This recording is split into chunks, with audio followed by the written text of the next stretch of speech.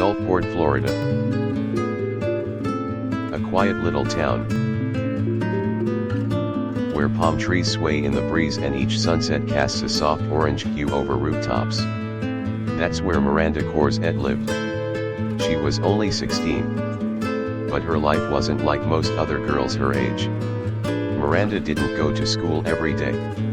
She studied at home, took care of her baby boy just 11 months old and lived with her grandmother. Her world was small, the house, her child, and the woman who raised her. She was quiet, introverted, the kind of girl who kept her feelings tucked away, rarely letting them spill out into the open. But 16 is also an age of longing to be seen, to be heard, to be understood. And in the long nights rocking her baby to sleep, maybe Miranda felt alone. Maybe she needed anyone to talk to. So, like many teens, she downloaded a dating app. Perhaps she wasn't searching for love. Maybe just a connection. A voice on the other end who would ask her how her day was, and mean it. She began talking to a man named Steven. He was 35. Nearly 20 years older. But on the internet, age blurs. Words feel safe. Screens make people seem closer than they really are. Miranda didn't know much about him. Just a few profile photos. A short bio. Kind messages, at least at first. And that was enough for someone young, kind-hearted, and looking for something real. One evening in mid-February, Miranda told her grandmother she was stepping out. Maybe she didn't say where she was going. Maybe she promised to be back soon. No one stopped her.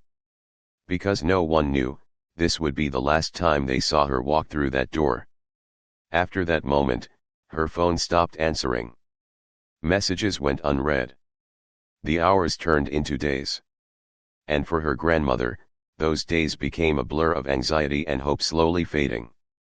She called Miranda's phone again and again. Dozens of times each day. But there was no answer. She stood on the porch, staring down the quiet street, waiting for a familiar figure to return. But Miranda didn't come home. On February 24th, she reported Miranda missing.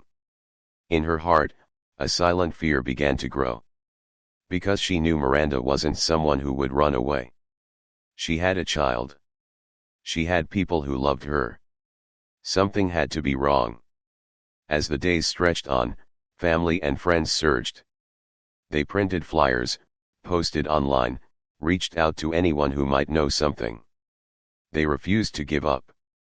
But with every silent hour, hope gave way to a deeper dread that Miranda had walked into the life of someone she didn't truly know. And heartbreakingly, that fear would soon prove true. Online, people can say anything. They can become anyone they want. But behind the screen, you never truly know who's real and who's pretending. Miranda believed. And she never came back. At first, it was just a quiet concern. When Miranda didn't come home that night, her grandmother thought maybe she's with a friend. Maybe she just needed a little break. Teenagers do that sometimes. They need space. But by morning, the house was still quiet. Her bed hadn't been slept in. Her phone didn't ring. And suddenly, that quiet concern turned into a sharp worry. Her grandmother began by calling Miranda's phone. Once. Twice.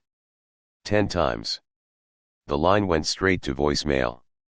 That wasn't like Miranda. She always answered. Always let her know where she was. Even if it was just a short message. She texted. She waited. Nothing. She tried calling some of Miranda's friends. Most of them didn't know anything. Some hadn't spoken to her in days. One friend said Miranda had mentioned chatting with a guy online, but didn't know his name. No one had met him. No one had seen her leave.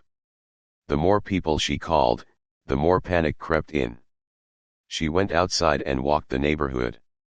Asked neighbors if they'd seen Miranda. Showed them a picture from her phone. One woman said she saw her walking out the gate around sunset wearing a black hoodie, carrying her phone.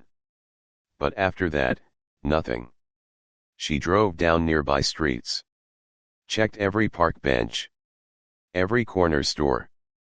Stopped at gas stations, asking clerks if they'd seen a girl who looked like her granddaughter. Every time someone shook their head, it felt heavier. Harder to breathe. By the end of the day, the worry had turned into something else. A quiet dread. Miranda wasn't the kind of girl to disappear. She was a young mother.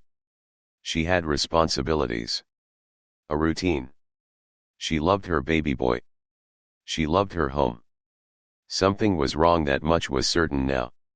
So her grandmother picked up the phone, her hand trembling, and called the police.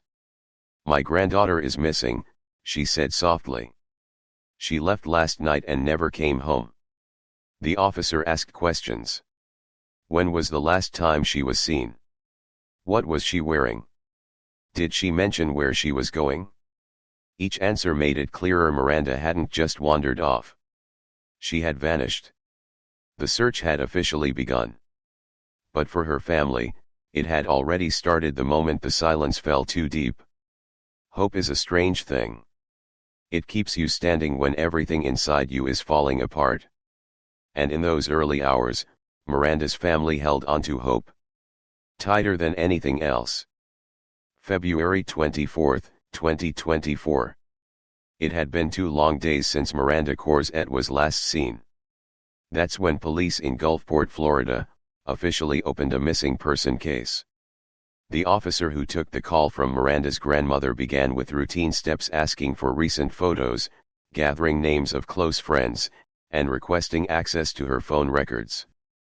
But it didn't take long before everyone realized, this case wasn't ordinary. February 25. Detectives began reviewing Miranda's social media and online activity. They looked into messages, deleted texts, and app history. That's when they discovered something unusual. Miranda had been using a dating app in the days leading up to her disappearance. One of the last accounts she messaged was under the name Stephen G. They traced the IP address and found a location: a small apartment in St. Petersburg, less than 20 minutes from her home. The name behind the account, Stephen Gress. 35 years old. February 26. Detectives interviewed people who lived near Stephen's building. A few said they had seen a young girl arrive one evening, but no one had seen her leave.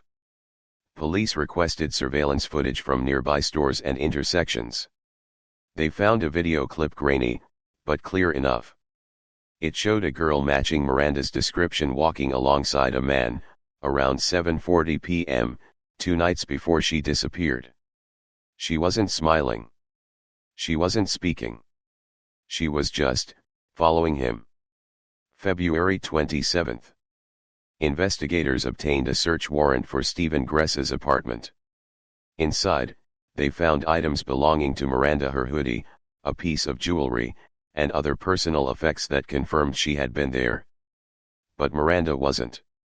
There was no sign of her walking out the front entrance. No outgoing calls from her phone since that night. The air inside the apartment felt cold. Still. And what police found next made their hearts sink.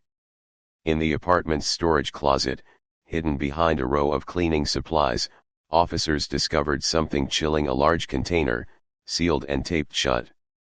They opened it carefully. Inside, they found remains. The scene was immediately secured. Evidence teams arrived. Neighbors were told to stay away. The worst fear, the one Miranda's grandmother had quietly carried, had now become a heartbreaking reality. February 28. Stephen Gress was located and brought in for questioning. At first, he denied everything. Said he didn't know a Miranda. Said no one had been at his apartment. But the evidence told another story. The dating app conversations. The surveillance footage. The items found in his home. Slowly, the truth began to surface. Detectives reconstructed the timeline. February 22, 6:45 p.m., Miranda leaves her home, texting no one. 7:30 p.m., she arrives near Stephen's building. 7:40 p.m., surveillance catches the last known footage of her alive. Between 8 p.m. and midnight, all digital communication from Miranda's phone stops. February 23 to 24, Stephen is seen leaving the building multiple times, but always alone. February 27, police find Miranda's belongings and remains in his apartment. February 28, Stephen is taken into custody. Back in Gulfport, the news reached Miranda's grandmother in a quiet phone call. The words came slowly. The officer on the other end paused between each sentence, as if giving her space to breathe between each piece of devastating truth. And then finally, he said the words no one ever wants to hear. "We found Miranda. She's no longer with us. They say time helps. That with enough days, the pain dulls. But how do you heal from something so senseless? From a truth that didn't have to happen?" Miranda trusted a stranger. And that trust cost her everything. Stephen Gress sat in the cold interview room, a cup of untouched coffee in front of him. At first, he said nothing. Just silence. Eyes down. Shoulders tight. The detective across from him waited. Let the stillness do its work. Then slowly, over hours, words began to come. Broken sentences. A timeline.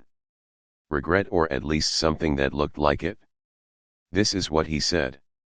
"We matched on a dating app," Gress started. He didn't say which one. Maybe he didn't want to name it. Maybe he forgot. He said Miranda seemed sweet, kind, and a little shy. She told him she was 18. He told her he was 25. Both were lies. In truth, she was just 16. And he was 35. He said they talked for a few days about music, family, even a favorite kind of ice cream. He said she liked to laugh.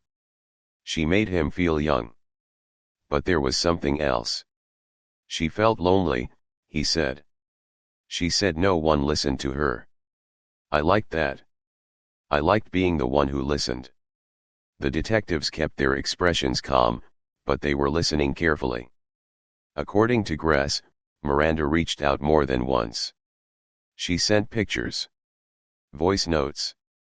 She asked if they could meet. And eventually, after enough late-night chats, she agreed to come over. It was February 22nd. A Thursday night. She left her house around 6:45 p.m. By 7:30, she was at his apartment. He said she was quiet at first. Looked nervous. She took off her hoodie. Sat on the edge of the couch. Asked if she could charge her phone. We talked. For a while, he said. Then things got tense. According to Stephen, at some point that evening, they argued. He said Miranda became upset. Said she wanted to go home. Claimed she had lied about her age and didn't feel safe anymore. Stephen said he panicked. That he tried to stop her from leaving, to calm her down. He claimed he didn't mean to hurt her, that it was an accident. But his version of events was shaky. Full of gaps. Contradictions. When detectives asked why he didn't call 911, he looked away. I don't know, he said. I got scared. The hours after. According to Gress, once Miranda stopped responding, once the room fell into a heavy, unnatural silence, he didn't call for help. He didn't scream or run. Instead, he just sat there. I sat on the floor, he said. For a long time. I couldn't think straight. He claimed he didn't sleep that night.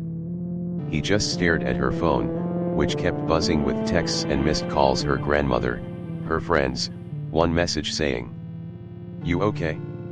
You didn't text me back." He turned the phone off. That moment, that simple act of pressing a button, marked the end of any chance Miranda had of being found in time. February 23rd. Morning. Gress said he left the apartment around 9 a.m. to buy cleaning supplies, gloves, trash bags, and air freshener. He said he didn't have a plan, just fear. His voice cracked when he said that. But detectives couldn't tell if it was guilt, or just pressure. He returned home, closed all the curtains, and started cleaning. He said he kept expecting the police to knock. But they didn't. Not that day. So he kept going. I didn't want it to be real, he told them. But it was. And it was all my fault. The next days, Stephen Gress tried to live as if nothing had happened. But the world outside his apartment was closing in. He told the detectives that he watched the news, the local reports, the missing person flyers, the social media posts pleading for Miranda's safe return. Every time I saw her face, I felt like I was drowning, he said quietly. I wanted to disappear. He said the guilt was overwhelming, but he was too scared to come forward. He thought if he stayed quiet, maybe no one would connect him to Miranda's disappearance. But as days passed, police began asking questions. Friends of Miranda mentioned the last messages from the dating app. Her grandmother insisted the police look deeper. And then came the surveillance footage, the grainy video showing Miranda with Stephen Gress. It changed everything. When police came to question him again, Stephen said his emotions were a confusing mix of fear, shame, and anger, mostly at himself. I didn't want to hurt her, he said. I didn't mean for any of this to happen. He admitted that the lie about Miranda's age gave him confidence to reach out, but when the truth came out, panic overtook him. I wasn't sure what to do, he confessed. I thought if she left, everything would fall apart. Stephen's story revealed a man caught between his own mistakes and the terrible consequences. A man who couldn't stop what had happened but also couldn't face it. As the interviews went on, Stephen Gress's tone grew more raw, more honest, or at least, that's how it seemed. He described his relationship with Miranda as complicated from the start. He admitted to knowing she was younger than she said. He said he felt trapped by his own lies. I told her I was 25, but I'm 35, he said, shaking his head. I knew she was too young, but I wanted someone to talk to. Someone to listen. He told detectives he never planned to hurt her. But the fear and confusion, mixed with his own insecurities, spiraled out of control. When she said she wanted to leave, I froze. I panicked, he confessed. I didn't mean for it to end like that. It was an accident. I swear. Detectives pushed for clarity. What made him act that night? Stephen paused, then said, I guess. I wanted control. I felt like my life was slipping away. He spoke of loneliness, of failed relationships, of nights spent scrolling through apps hoping for connection. She trusted me, he whispered. And when I saw that, I just lost it.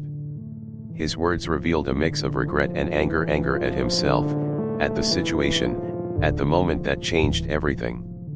When confronted with the evidence, the items found in his apartment, the videos, the messages, Stephen's defenses crumbled. I didn't want to be a monster, he said, voice breaking.